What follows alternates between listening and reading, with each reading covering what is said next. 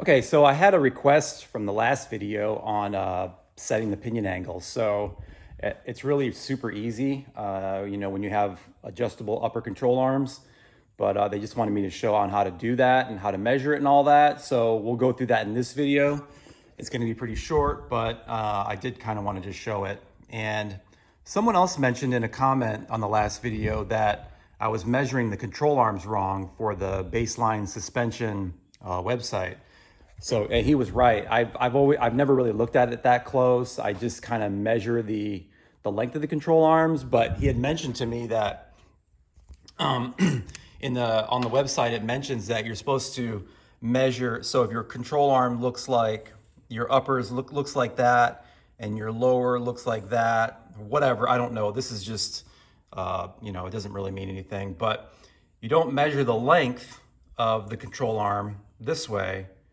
You measure, you put plumb bobs and you measure the length from the floor, okay, from here to here, okay, which is gonna be, this is gonna be short, a little bit shorter than the actual length. So yeah, I've never really done that. I don't know how much of a difference it's gonna make, but it's obviously gonna be, this is gonna be a little bit longer than your length, because this would be the ground here. Okay, so pretend this is your ground, and you just mark the ground where the plumb bob lands, and then you measure that, and that's the length you use. And I did go back and look at the website, and it does say that. So I don't know how much that's going to change the actual percentages as far as the anti-squat and all that. But I'll go through that at a different date and just double check that. But like I said, in this video, I just kind of wanted to show on how to measure the or adjust the pinion angle. So one of the things you want to do first, I'm probably not with a, if you're doing this with like a small block Ford or whatever, and you got, you got your normal engine mounts and you got your normal trans mount and all that. You don't really need to worry about this part, but for me, I kind of do, because, this is all custom, and I've put this where I want to put it. So, with the mid plate and all that and the motor plate. So what I like to do is first we'll measure off the balancer, okay? Whatever we get here. I know you're not gonna be able to see this probably, but I'll try to get it. So this measures 3.3 degrees roughly. See if I can find a flat spot here. 3.3, 3.2. I don't know if y'all can see that or not. 3.3, 3.2. Okay, so this is, the engine is pointing 3.2 degrees down. Okay, so now let's measure what the drive shaft is. We'll get back here.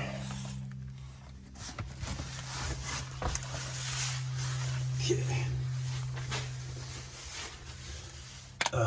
It's kind of hard with the phone, but let's see what I'll do the best I can here. So the drive shaft measures, let's see here, 1.7, 1.8 down, 1.9, 2. Okay, 2 degrees down. So, all right, so back on my little whiteboard here. Okay, so let's say we're looking at the driver's side, the side of the car here. And this is the engine, okay? We'll just pretend that this is the engine, and you got the transmission coming off here, and that's the drive shaft. So this is pointing down 3 degrees, okay, or 3.3 degrees down, and this was pointing down 2 degrees. So that means there's a difference here of about 1.5 degrees, or 1.3 degrees difference. So typically you would want those to match. So you would want your, the balancer, the crank, to match the drive shaft. So you'd want that in a straight line. Now, this car was very difficult to get that. I got it as close as I can, but I'll tell you the reason why. If you look at, let me get a flashlight here. Okay, here's my flashlight. So the reason why I was not able to get it perfect was, number one, if you look at the oil pan, okay, the oil pan has about a 1/4 inch clearance, okay? So I can't get the motor any lower.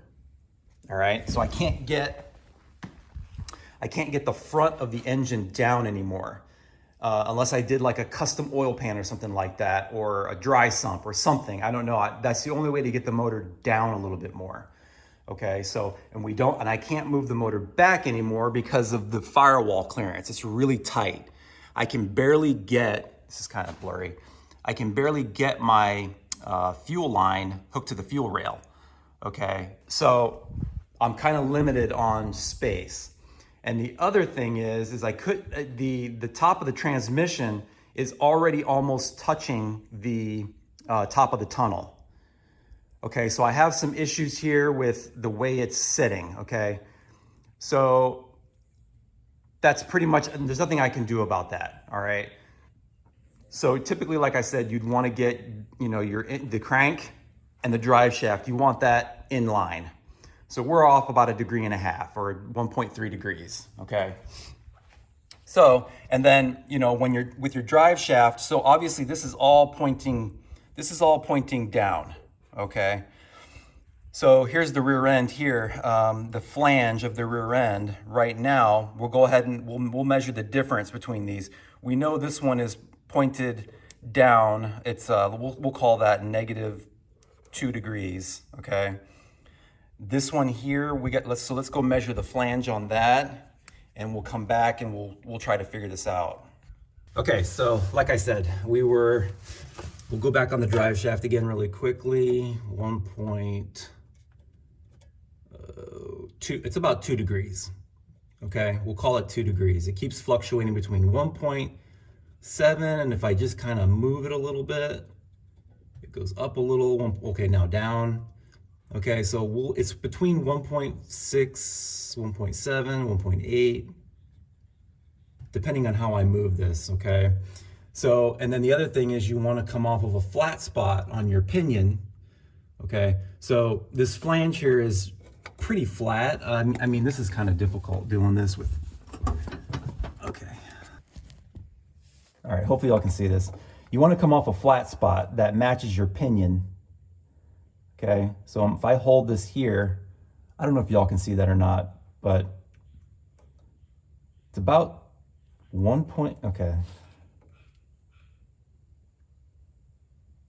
degrees, 2.7. And remember, with these gauges, it matters if you're this way or this way, okay? It'll give you different, degrees depending on how you have it tilted this way. So you want it pretty much perpendicular to the ground, obviously. So try to get it as straight as you can. It's about 2.1 degrees, 2 degrees down. So this is 2 degrees down. This is 1.9, 2 degrees. So like I told you guys in the last video, okay, it's about 4 degrees negative. So you take the two and you add them up, okay? This is down 2, that's down 2. So that's 4 degrees down. So what we want to do is I want to get this to 3, okay? -3 degrees pinion. I need to lengthen the upper control arm a little bit. So maybe like a flat, 2 flats up, up here, moving this back. We'll bring this up a little bit and then give me that degree. So that's pretty much it. I'll go ahead and loosen these up and we'll go ahead and do this now. And the other thing is you want your car at, the ride height. So don't jack it up or anything like that. Try not, don't put it on jack stands or anything. You got to get underneath here, and it's kind of tricky.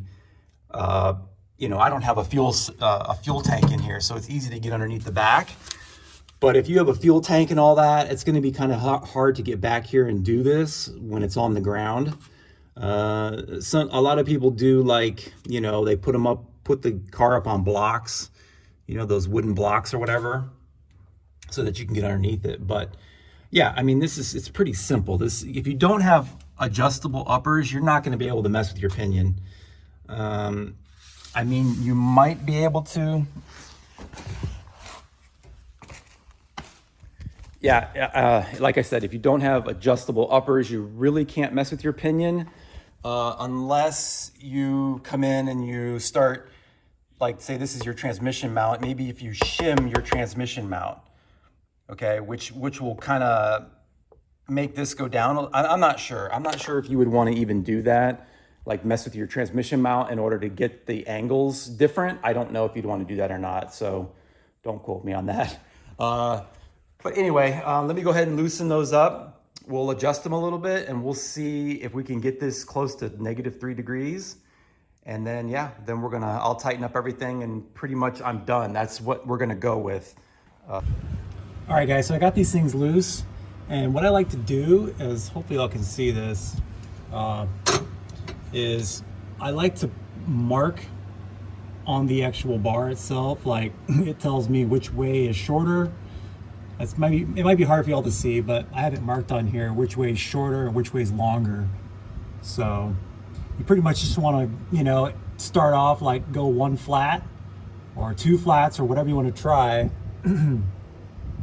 And then, you know, do them both equally and then double check your pinion and see if it's where you want it and then, you know, go from there. But it's really pretty simple. I mean, you just want to be equal, because if you're not equal in how you move them, you'll actually shift the rear end from one side to the other. So you don't want to do that. You want to make sure you move them equally. So,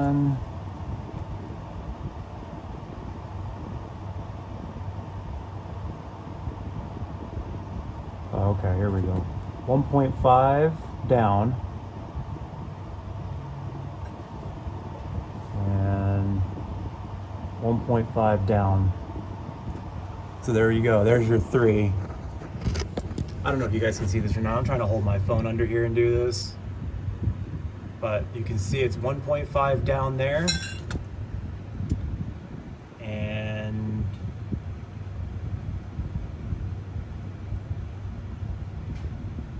1.5, 1.6, 1.7. So we are very close. All right, so it's kind of tough underneath there, underneath the car with the camera and, you know, with my phone and all that.